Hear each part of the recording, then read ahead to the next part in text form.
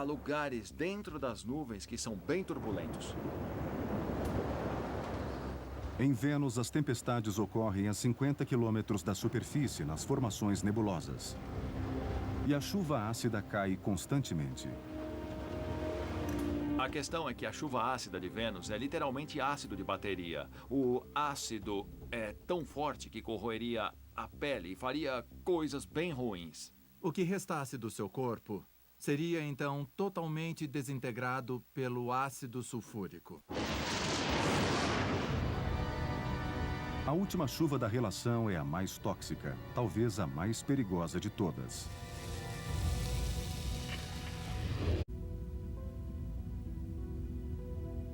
Em todo o universo, estrelas fracassadas, chamadas anãs marrons, se escondem nas sombras.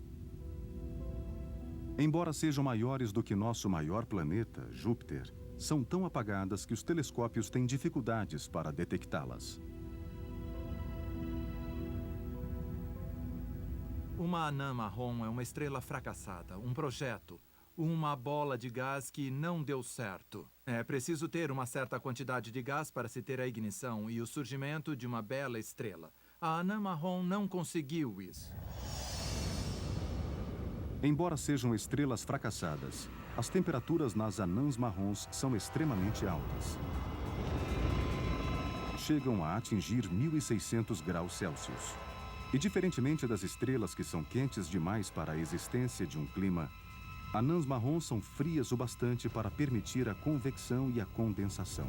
Nessa temperatura, a chuva tem um significado totalmente diferente e assustador. As chuvas mais violentas do universo. Número 1. Chuva de ferro.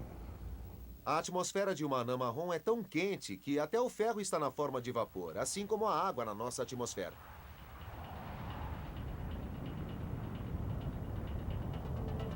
Quando sobe, o vapor de ferro resfria, solidifica e se torna areia.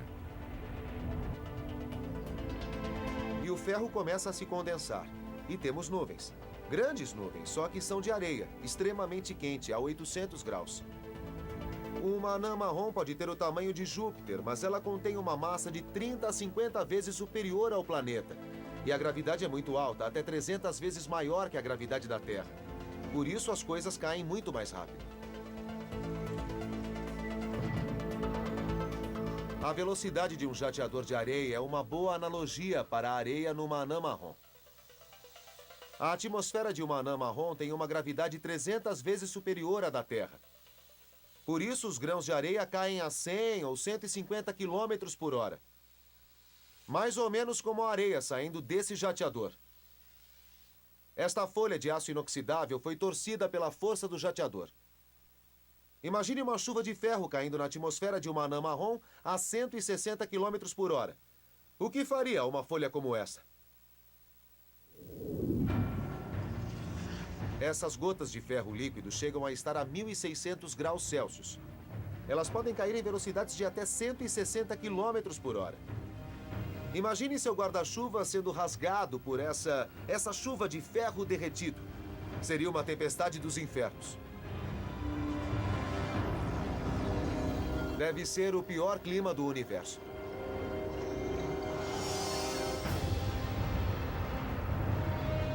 Calor, convecção, condensação. Os elementos do clima. Sozinhos podem provocar chuvas espetaculares, ventos supersônicos e calor em outros planetas. Juntos podem formar tempestades incríveis.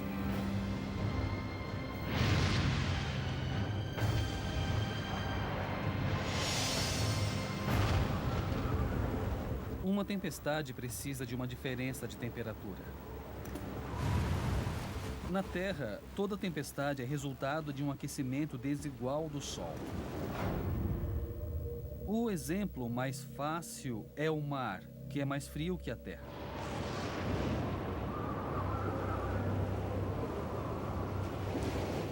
Furacões, ciclones e tornados são grandes maravilhas climáticas na Terra.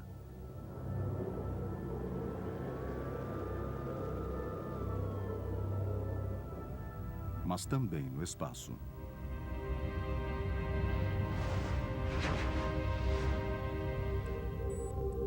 diferentemente da Terra, onde tempestades podem durar horas, talvez até dias, algumas tempestades no espaço podem durar séculos. Esses furacões fazem os furacões da Terra parecerem uma brisa de verão. As maiores tempestades no universo. Número 3. A Grande Mancha Negra de Netuno. Netuno tem os ventos mais velozes do Sistema Solar.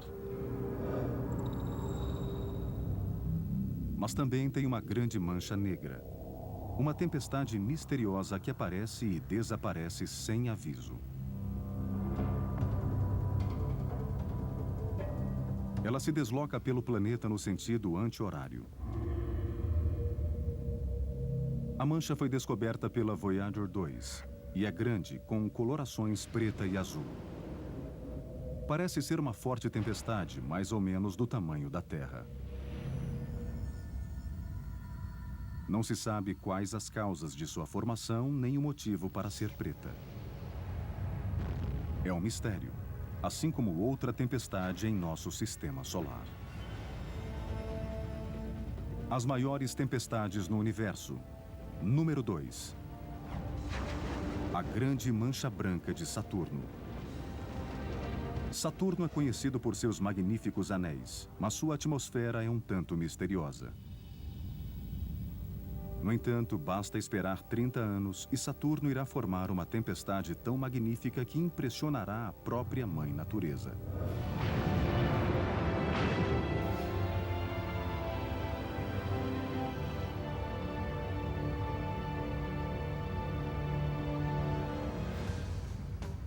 É a Grande Mancha Branca. Uma tempestade gigantesca que se forma a cada 30 anos na superfície de Saturno, cobrindo todo o Equador. É um fenômeno em escala planetária e achamos que é uma tempestade realmente monstruosa. A tempestade se desenvolve no Equador de Saturno, a região que recebe a maior quantidade de calor do Sol.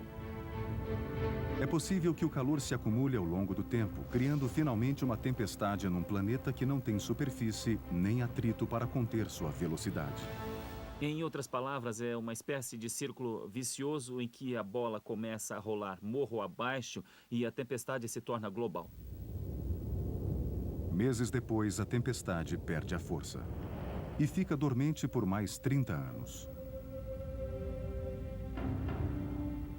Os cientistas ainda não sabem qual é a causa ou o significado desse intervalo. Mas a Grande Mancha Branca de Saturno não é tão poderosa ou duradoura quanto a maior tempestade do Sistema Solar.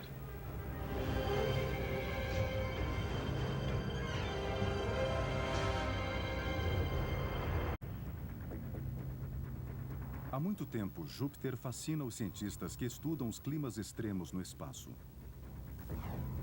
E sua grande tempestade vem sendo uma grande atração há séculos. As maiores tempestades do universo. Número 1. A Grande Mancha Vermelha de Júpiter. Júpiter é o gigante do Sistema Solar, ofuscando todos os outros planetas.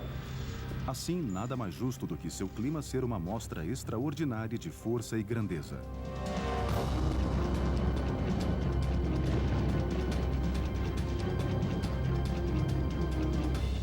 Em 1664, o astrônomo Robert Hooke notou uma coisa estranha em Júpiter. Havia uma pinta nele, que hoje chamamos de Grande Mancha Vermelha. Ela é estável. Imagine só, uma tempestade planetária várias vezes maior que a Terra, estável desde 1664. É uma das coisas impressionantes no nosso sistema solar.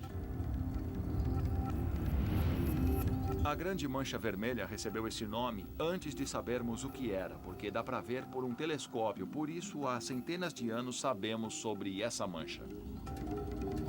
A Grande Mancha Vermelha é a tempestade mais impressionante de nosso sistema solar. E ela existe há pelo menos 300 anos. A mãe de todos os furacões no sistema solar está em Júpiter. Bom, não é bem um furacão, mas se comporta como um. Tem uma fonte de calor, ventos girando e é maior que tudo em nosso planeta. Daria para pegar 2 terras e colocar dentro da tempestade. Os ventos nela sopram a 500 km por hora.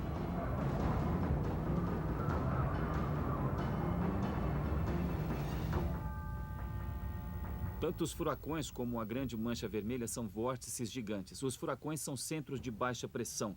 A Grande Mancha Vermelha é um centro de alta pressão. Nos 2 casos, há ventos circulando em alta velocidade.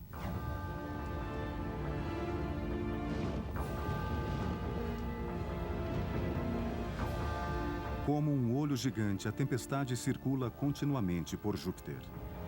Os ventos chegam a 640 km por hora. E a Grande Mancha Vermelha nunca perde a força, alimentada pelo calor interno do planeta. Ela também engole tudo em seu caminho.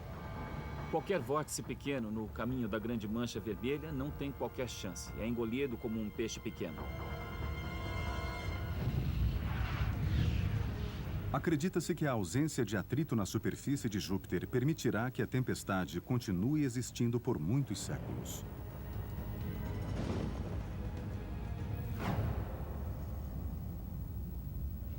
Na Terra, devido ao grande atrito, quando os furacões chegam ao continente, costumam desaparecer em poucos dias. Por outro lado, a Grande Mancha Vermelha existe há mais de 100 anos. Não entendemos muito bem, mas deve significar que o atrito na atmosfera de Júpiter é muito fraco se comparado ao atrito na Terra. Júpiter é um bom exemplo de um planeta que fornece pelo menos parte da energia que é necessária para manter uma tempestade que existe há séculos.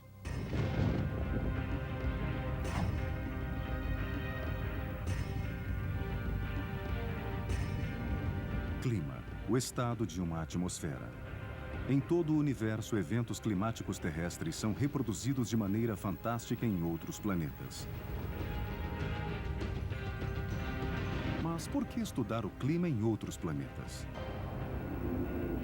Se estudar apenas nosso planeta, para entender a Terra, poderá perder um contexto mais amplo no qual o fenômeno que tenta descrever está incutido. Por exemplo, falamos sobre o efeito estufa na Terra. Se quer aprender sobre isso, olhe para Vênus.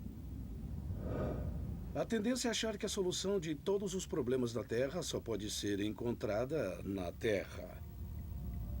É uma visão pequena e ilusória.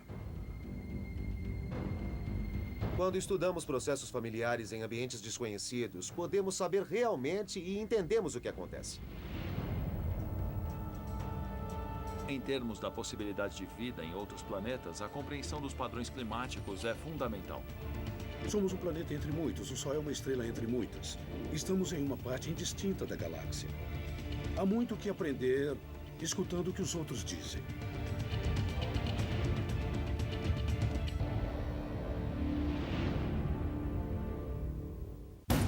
São caóticas e surpreendentes e sua beleza se forma a partir do vazio do espaço. As nebulosas são tudo na galáxia que as estrelas não são. Sopros de matéria, por vezes se unindo e outras se distanciando. Véus diáfanos, malhas encapeladas, algumas escuras, outras reluzindo em cores brilhantes, muitas tomando as formas de coisas estranhamente familiares. O interessante é que quando as pessoas olham para nebulosas, começam a ver coisas nelas. Nem estrelas, nem planetas. Elas são as joias da coroa da galáxia. Agora, o universo revela sua incrível demonstração de nascimento e morte estelares e o ciclo de criação por dentro delas, as nebulosas.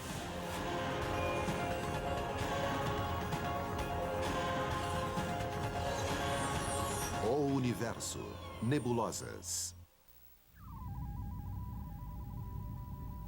Esta é uma das fotografias do espaço mais famosas do mundo.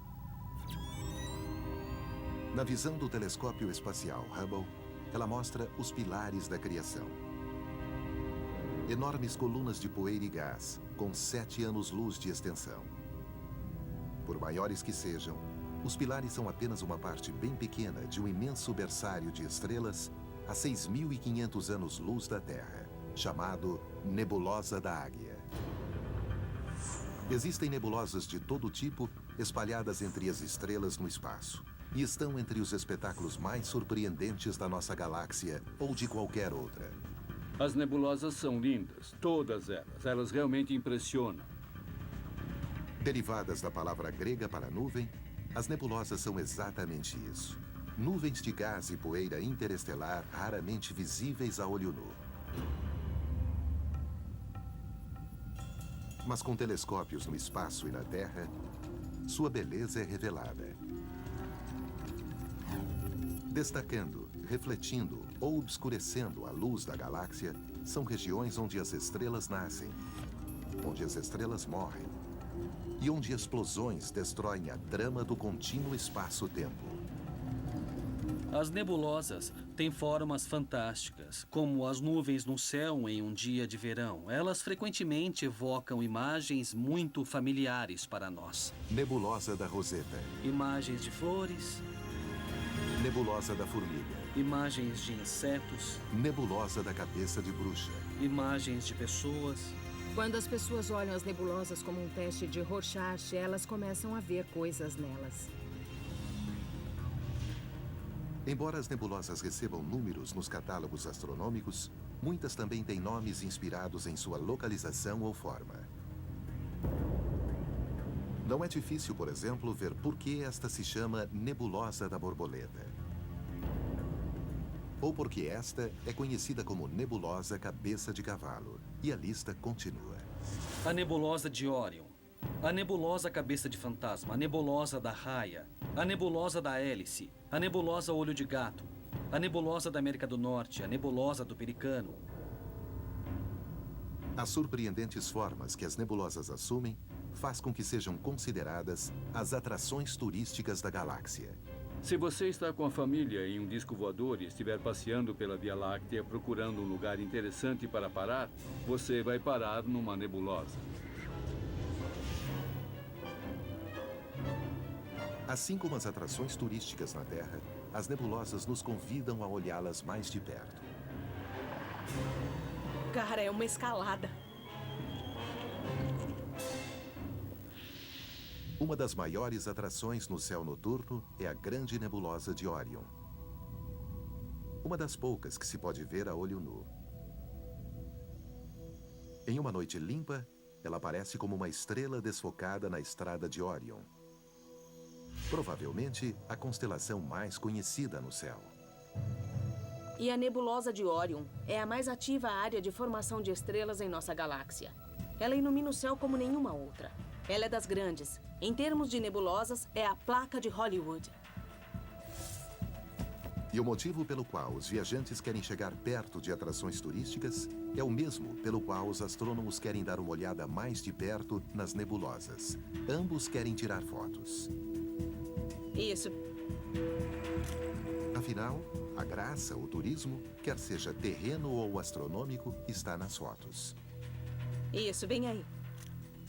As fotografias de nebulosas ocupam um nicho muito especial. Um nicho muito importante, creio eu. Porque elas realmente estão no auge. Elas estão na confluência da arte e da ciência. Mas para conseguir boas fotos de uma nebulosa, não basta apenas apontar a câmera e clicar. Nas montanhas ao norte de San Diego, um grupo de astrônomos amadores tem um longo caminho a percorrer na busca por nebulosas e para tirar boas fotos. É um bom tempo de estrada, mas vale a pena vir aqui. Uma noite sob as estrelas, mesmo que eu não consiga nenhuma imagem, vale a pena. Só para ver o que eu não posso ver da minha casa. Com um equipamento tão complexo, esses entusiastas dizem que não estão apenas tirando fotos. Aqui a palavra usada é registro. E seus alvos favoritos são as nebulosas. Só de poder olhar para elas e imaginar o que está acontecendo lá naquela nuvem de gás e poder ver o lugar onde as estrelas estão se formando é uma experiência sensorial incrível, sem igual. Além de seus telescópios portáteis, o grupo também construiu um complexo de observatórios permanentes. Dentro do edifício que abriga seu telescópio de 50 centímetros, o experiente astrofotógrafo Alan Smallbone prende uma autocâmera especial ao visor. Ele está se preparando para registrar a nebulosa de Órion. Esse objeto representa um grande desafio para mim, porque tem áreas muito claras, tem áreas muito luminosas e tem áreas muito escuras. É um objeto muito difícil de fotografar com precisão. As câmeras digitais usadas pelos astrofotógrafos da atualidade emulam a visão colorida do próprio olho humano. Existem 3 tipos de células cônicas na retina, cada uma sensível à luz azul, verde ou vermelha. Por isso, essas cores são consideradas as cores primárias da luz. Mas a retina de uma astrocâmera é um chip de computador sensível apenas ao preto e branco. Portanto, para fazer fotos coloridas, ela utiliza filtros vermelho, verde e azul, fazendo pelo menos uma imagem de cada um. Isso geralmente é chamado de técnica RGB e é o padrão para produzir cores mais naturais. Ao capturar a nebulosa de Órion, Alan faz exposições prolongadas de 5 minutos usando cada um dos 3 filtros. Mas as nebulosas são tão indistintas que, para tirar as melhores fotos, ele frequentemente precisa fazer dezenas de exposições, levando uma média de 14 horas. Ninguém disse que era fácil. Esses processos podem ser tediosos porque consomem muito tempo e envolvem longos períodos em que você fica sentado esperando a câmera trabalhar e rastrear. E realmente não há nada a fazer, exceto sentar e esperar. Depois, Alan carrega as imagens não tratadas em seu computador. Nele, as diferentes combinações de pontos vermelhos, azuis e verdes trabalham como uma TV em cores para criar todos os outros matizes do espectro. Horas após abrir o obturador pela primeira vez, a nebulosa de Órion aparece na tela em suas cores naturais, como o olho humano jamais teria sensibilidade para ver.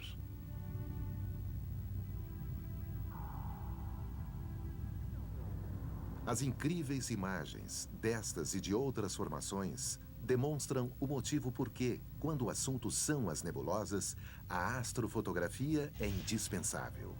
A combinação do telescópio e da câmera realmente permite que se veja detalhes e estruturas das nebulosas que você não teria condições de ver a olho nu, porque são muito fracas e difusas. Com 15 anos de extensão, é uma nuvem enorme, composta em sua maior parte por hidrogênio. É o exemplo mais perfeito do tipo de nebulosa conhecida como nebulosa de emissão. Ela é o berço das maiores estrelas que nascem em nossa galáxia. E é o exemplo mais próximo desse processo para nós. Então, quando você olha para a grande nebulosa de Órion, está olhando para o nascimento de estrelas. Entre as milhares de estrelas jovens na nebulosa de Órion, há 4 que se destacam. Os cantos de um aglomerado de estrelas chamado trapézio, devido à sua forma trapezoidal. Enormes e quentes, elas são responsáveis por este espetáculo astronômico luminoso. O trapézio no centro da grande nebulosa de Órion é o que energiza, é o que faz dela uma nebulosa. Se não tivesse as estrelas do trapézio, seria uma nuvem escura. A radiação das estrelas do trapézio esculpe o gás circundante e faz com que reluza com a luz emitida.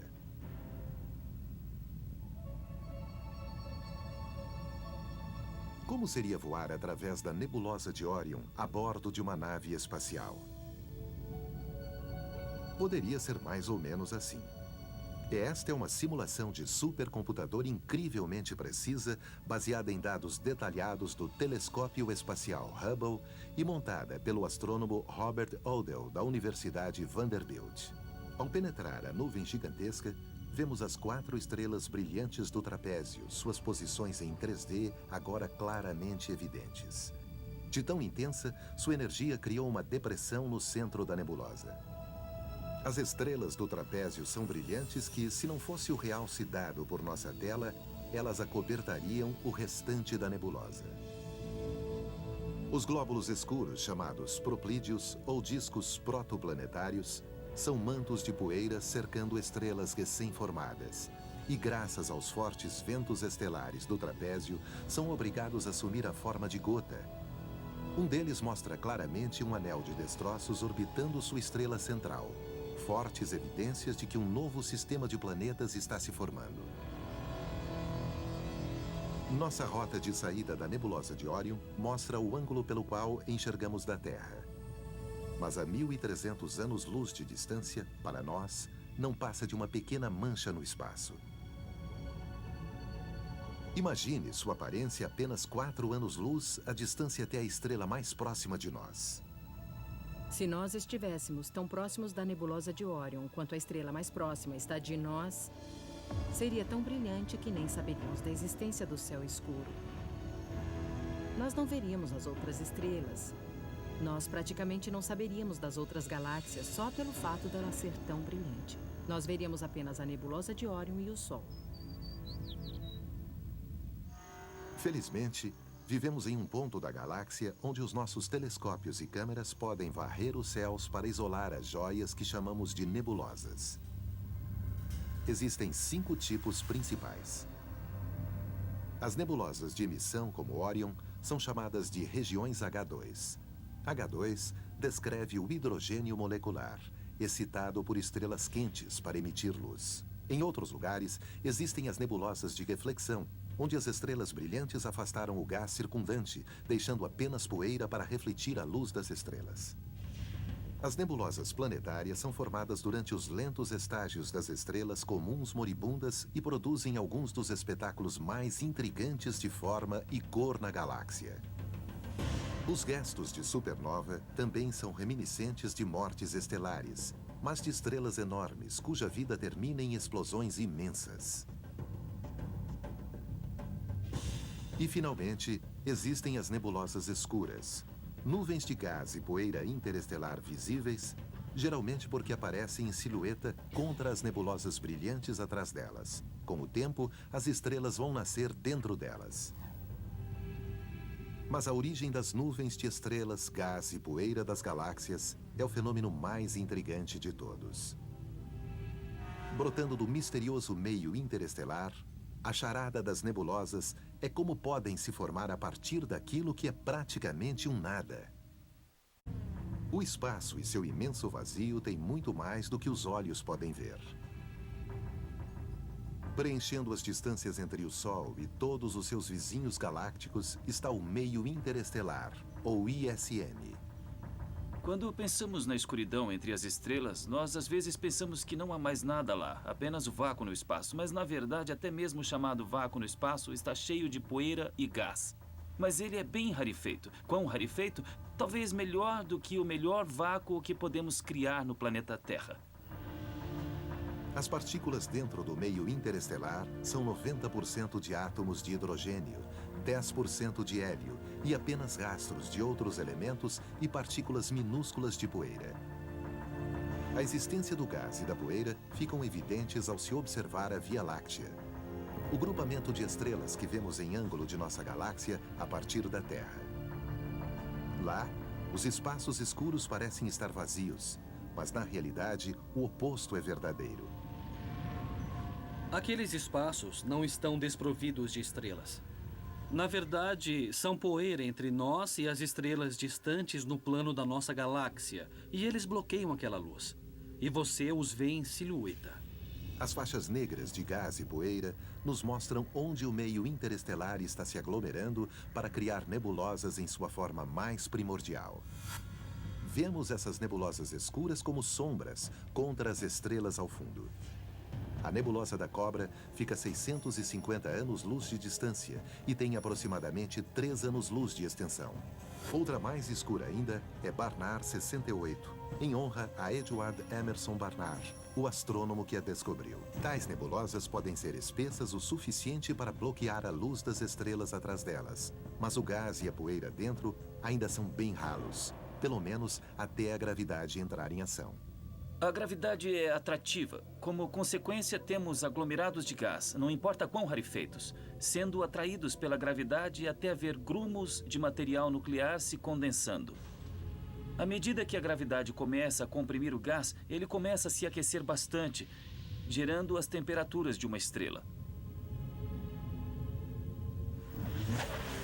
As novas estrelas explodem e nascem, iluminando suas cercanias com brilho colorido e as nebulosas escuras restantes ficam destacadas. E como as nebulosas brilhantes, suas formas sugerem nomes. A nebulosa Tromba de Elefante, a nebulosa do Cone e a nebulosa da Chama, onde áreas escuras e claras criam uma das imagens mais dramáticas dos céus.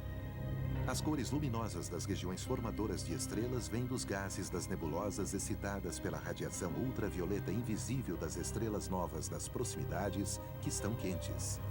A luz ultravioleta daquelas estrelas está arrancando elétrons no gás em sua vizinhança.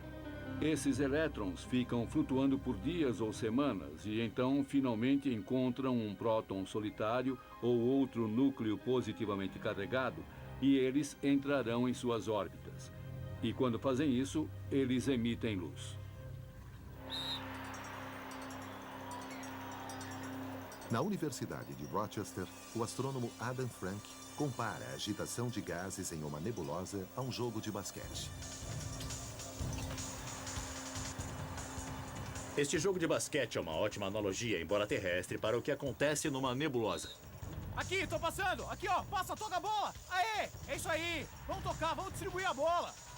Na quadra temos o Rochester enfrentando o NYU. Os jogadores de basquete são bem parecidos com as estrelas no centro de uma nebulosa. Quando algo excitante acontece na quadra, você vê a multidão ficando toda agitada. A multidão se levanta, torce, emite energia. Nesse caso, é energia sonora, mas na nebulosa seria luz. Esta é exatamente a mesma coisa que acontece quando um elétron é arrancado de um átomo. Fica voando por um tempo e então encontra outro átomo com o qual se recombinar. E ao mesmo tempo, ele emite energia.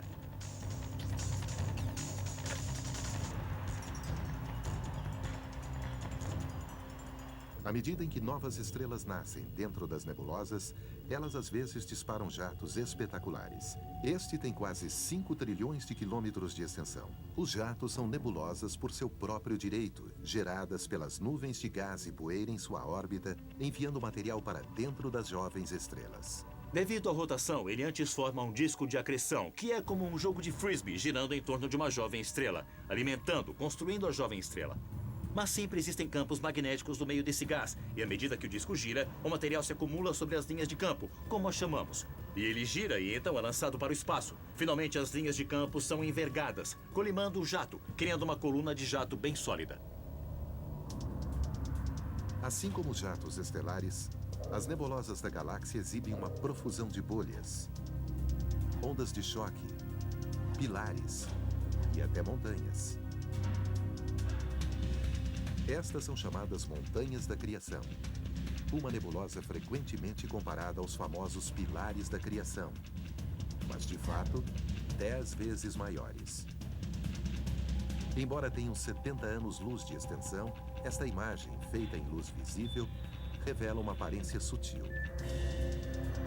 Mas veja o que acontece quando olhamos para uma foto do telescópio espacial Spitzer, que os vê em infravermelho.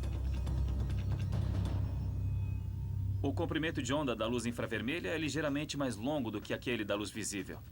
É mais vermelha do que a luz vermelha. Costumamos ver a luz infravermelha de corpos como os nossos, que são cálidos, mas não extremamente quentes. Já que a luz infravermelha é emitida por qualquer coisa que está quente, costuma ser usada para detectar calor.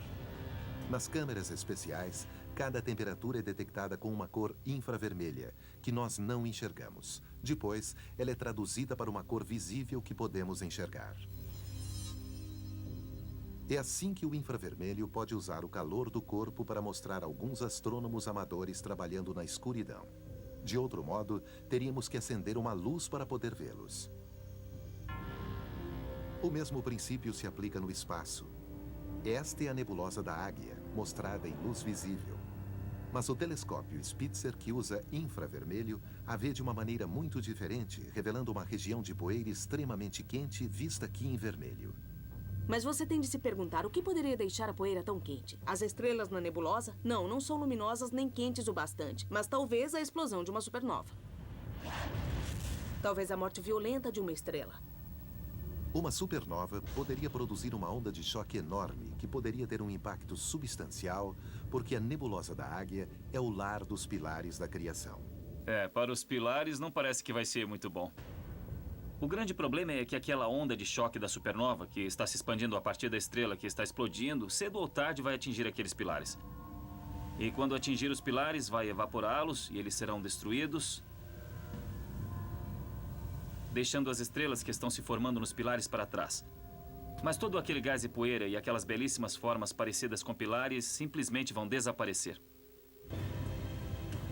O infravermelho, que revela o destino dos famosos pilares, é apenas uma das ferramentas na caixa dos astrônomos. Mas as nebulosas podem ser vistas em luzes de todos os tipos, arrancando véus que, de outro modo, manteriam seus segredos ocultos para sempre. No universo repleto de luz, os astrônomos aprenderam a ver as estrelas analisando luzes de diferentes tipos, como as imagens em infravermelho do telescópio espacial Spitzer. O infravermelho é apenas uma região do espectro eletromagnético, uma escala imensa que usamos para medir os comprimentos de onda de todos os tipos de radiação. Em um extremo estão as ondas de rádio com os comprimentos de onda mais longos, e no outro extremo os raios gama com os mais curtos, e entre eles as outras faixas, incluindo a luz visível, que é uma fração tão minúscula do todo que é difícil de imaginar. E qual é o tamanho do espectro visível? Se você tivesse um rolo de filme representando todo o espectro eletromagnético, estendendo-se 4.000 quilômetros, da Califórnia ao Alasca, a seção que conteria o espectro visível cairia mais ou menos no meio, perto da Universidade de Washington.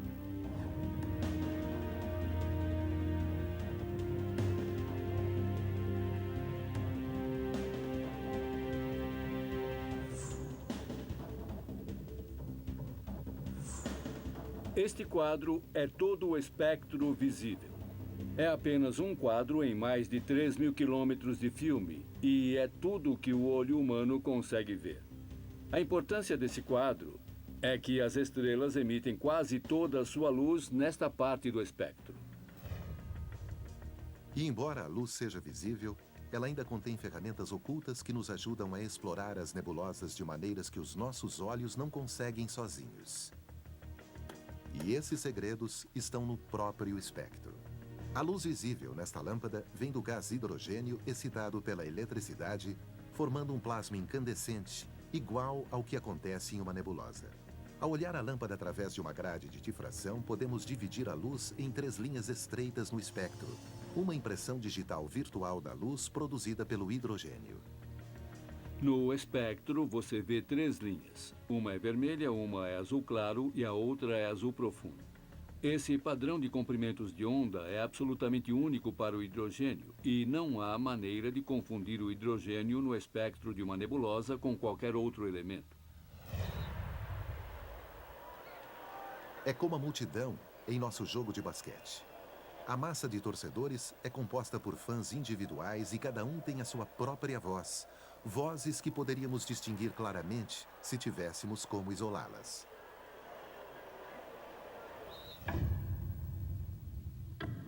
Ao isolar as linhas espectrais individuais dos elementos contidos nas nebulosas, os astrônomos foram capazes de criar imagens realmente dignas dessas atrações turísticas da nossa galáxia.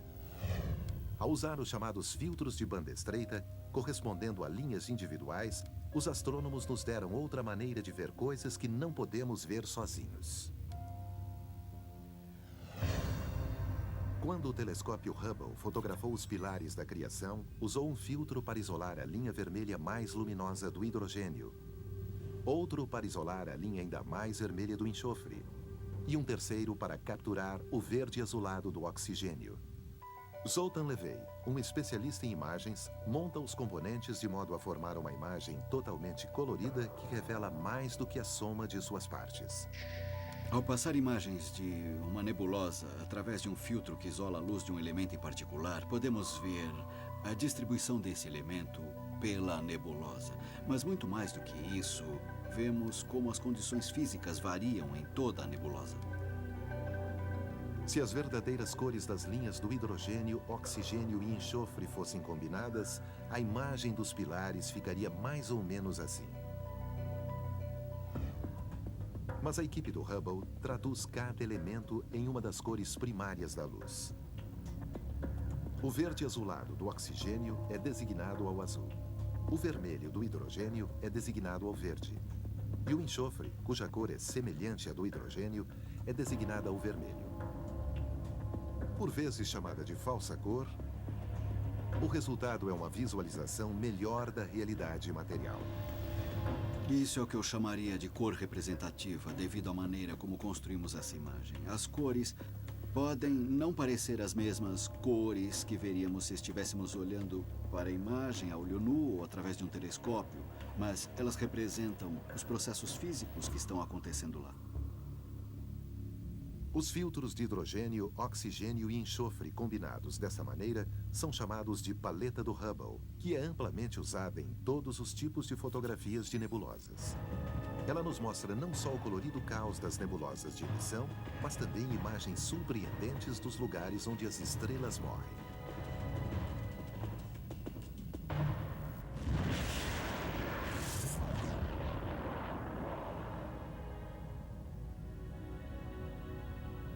Essas joias belas e complexas que pontilham o cosmo, marcando a extinção de estrelas, chamam-se nebulosas planetárias, um termo cunhado em 1784.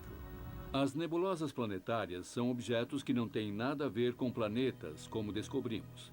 Elas foram batizadas por William Herschel, que olhou para uma nebulosa planetária pela primeira vez através de um telescópio, viu que era redonda, de cor esverdeada, e isso lhe lembrou o planeta Urano. Os verdes azulados do oxigênio e os vermelhos do hidrogênio dominam as fotos de cores verdadeiras das nebulosas. A nebulosa do Anel é um grande exemplo. Fica a 2.300 anos-luz da Terra e tem 1,3 anos-luz de diâmetro. Ela é considerada um protótipo para as nebulosas planetárias. Mas se comparada a outras nebulosas planetárias, a forma da nebulosa do Anel é simples. É notável que espetáculos como estes acompanhem a morte de praticamente toda a estrela no cosmo, incluindo o nosso próprio Sol, daqui a cerca de 5 bilhões de anos. O destino do Sol é inchar bem no final de sua vida. O Sol encherá metade do céu. Quando o Sol estiver se pondo no oeste, outra parte dele estará se levantando no leste, e ao meio-dia o céu todo será ocupado por esse objeto vermelho vibrante, nos assando até torrar. Nesse momento, o interior da estrela ficará muito instável. Ele tremerá e irá se rachar. E a essa altura, sua superfície, que não tem muita coesão, poderia ser lançada no espaço. Pense nisso como uma espécie de espirro estelar. O envelope externo de gás se expandirá à medida que o Sol passar de uma gigante vermelha a uma anã branca quente. A luz ultravioleta da anã excitará o gás circundante, fazendo com que brilhe, do mesmo modo que nas regiões formadoras de estrelas. O espetáculo reluzente vai durar milhares de anos antes de desvanecer. É praticamente impossível prever que tipo de retrato cósmico o Sol pintará no final de sua vida. Mas observe a incrível variedade de nebulosas planetárias espalhadas pela galáxia. O que torna cada uma tão incrivelmente diferente? E que força motriz está por trás de suas formas enigmáticas? Estima-se que existam 10.000 nebulosas planetárias em nossa galáxia. Cada uma mostrando a morte de uma estrela de maneira singular. Embora cada nebulosa planetária seja gerada por um único sistema estelar, comparativamente seu tamanho é imenso. As nebulosas planetárias são enormes. Se isto entre os meus dedos fosse o sistema solar, o raio de uma nebulosa planetária seria de 1.000 a 10.000 vezes maior. Contudo, devido à sua grande distância da Terra, para nós, a maioria das nebulosas planetárias aparece como pontinhos minúsculos no cosmo. A distância da nebulosa planetária NGC 2440 é de 4.000 anos-luz. E embora a nebulosa em si tenha 1 ano-luz de extensão, quando vista da Terra, seu tamanho é apenas 4% do diâmetro da Lua cheia. Só os telescópios mais potentes podem vê-la em detalhe. Uma nebulosa aparentemente tão grande quanto a Lua é a nebulosa da Hélice. Ainda assim, para ser vista, ela precisa ser fotografada com uma exposição prolongada. Sua forma surpreendente até inspirou alguns a chamá-la de Olho de Deus. A cerca de 450 anos-luz de distância, está entre as nebulosas planetárias mais próximas da Terra. Como tal, tem sido estudada intensamente. Esta foto do telescópio espacial Hubble é uma das imagens astronômicas mais detalhadas já feitas. Entre as surpresas que ela revela, estranhos nós, parecidos com raios de roda, estão dentro da nebulosa. Eles chamaram de nós cometários, talvez pensando que eram cometas antigos em torno da estrela, quando de fato são apenas uma interação natural da luz da estrela com o gás. Quando a luz da estrela é projetada, ela choca com o gás. É mais ou menos como jogar água fria no fogo. E isso faz com que o gás se recurve e se fragmente. As cores vistosas vistas nas fotos das nebulosas planetárias enganam. Se uma nave espacial estivesse próxima da estrela central da nebulosa da Hélice, por exemplo, o gás incandescente seria praticamente invisível, de tão molecular. Essa imagem só começaria a mudar se fôssemos para os extremos dessa nebulosa planetária. Nós teríamos de viajar cerca de 1000 vezes o raio do sistema solar antes de podermos ver o brilho